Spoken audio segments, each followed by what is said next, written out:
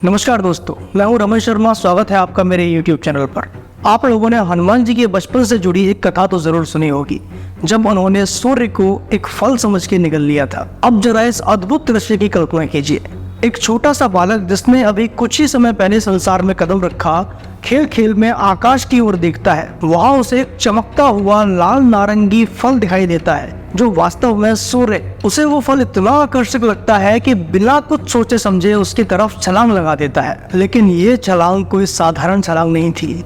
इसने गुरुत्वाकर्षण के सारे नियमों को तोड़ा, प्रकाश की गति को चुनौती दी और पूरे ब्रह्मांड को चौंका दिया। लेकिन एक सवाल है जो कई लोगों के दिमाग में जरूर आता होगा कि जब हनुमान जी ने सूर्य को पकड़ने के लिए अपने शरीर को बढ़ाया होगा, तो आखिर उनके शरीर का आकार कितना बड़ा हुआ होगा। और अगर वो इतने बड़े हो गए कि सूर्य को अपने मुंह में समा सके, तो अन्य ग्रहों पर इसका क्या प्रभाव पड़ा होगा। चलिए अब थोड़ा ये समझते हैं कि सूर्य को निगलने के लिए हनुमान जी के सर का आकार कितना बड़ा हुआ होगा। तो ये जानने के लिए सबसे पहले हमें ये समझना होगा कि सूर्य का आकार कितना बड़ा है। तो आप में से कई लोग जानते होंगे कि सूर्य का आकार हमारी पृथ्वी से लगभग 100 गुना बड़ा है। अगर हम पूरे सूर्य के आकार की बात करें तो इसका डायमीटर लगभग 1.39 मिलियन किलोमीटर का है। तो इस हिसाब से अगर देखा जाए तो सूर्य को निगलने के लिए हनुमान जी के सर का आकार लगभग 1.5 मिलियन किलोमीटर से ज्यादा का रहा होगा। तो अब सवाल ये आता है कि जब सर ही इतना बड़ा है तो पूरा शरीर कितना बड़ा रहा होगा। अगर 1.5 मिलियन किलोमीटर के सर से तुलना की जाए तो पूरे शरीर की ऊंचाई लगभग 15 से 20 मिलियन किलोमीटर की रही होगी। चलिए अब जरा देखते हैं कि हनुमान जी का इतना विशाल रूप क्या सौर मंडल में फिट हो सकता था। इसे समझने के लिए हम पहले सूर्य से अन्य ग्रहों की दूरी के बारे में जानते हैं। सूर्य से सबसे नजदीकी ग्रह है बुध ग्रह।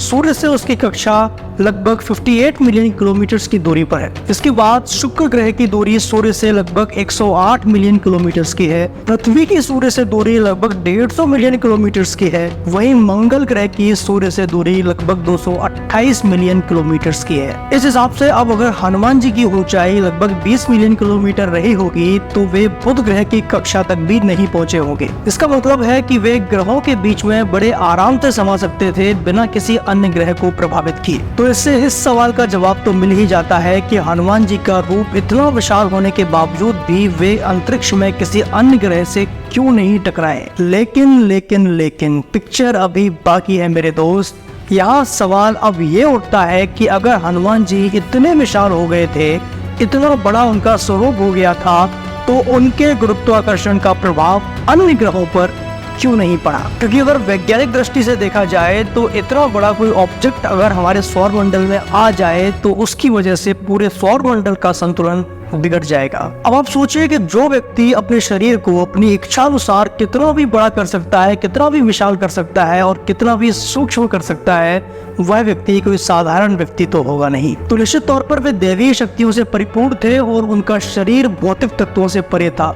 तो इसलिए यहाँ पर यह भी अनुमान लगाया जा सकता है कि उन्होंने उस समय ऊर्जा शरीर धारण किया होगा, जिसकी वजह से उनके गुरुत्वाकर्षण का प्रभाव अन्य ग्रहों पर नहीं पड़ा होगा। इसके अलावा कुछ लोग इस कथा को प्रतीकात्मक भी मानते हैं। उनके अनुसार सूर्य ज्ञान का प्रतीक है और हनुमान जी ने उसे आत्मसात किया। सूर्य हिंदू परंपरा में ज्ञान, प्रकाश और ऊर्जा के प्रतीक है। तो कई लोगों का मानना है कि हनुमान जी के सूर्य को निगल लेने का अर्थ है कि हनुमान जी ने संपूर्ण ब्रह्मांडीय ज्ञान को आत्मसात कर लिया। तो दोस्तों, आप लोगों की इस बारे में क्या राय है, मुझे कमेंट्स में जरूर बताइएगा। और अगर मेरी तरह आप भी हनुमान जी के भक्त हैं तो कमेंट्स में जय बजरंगबली लिखना मत भूलना।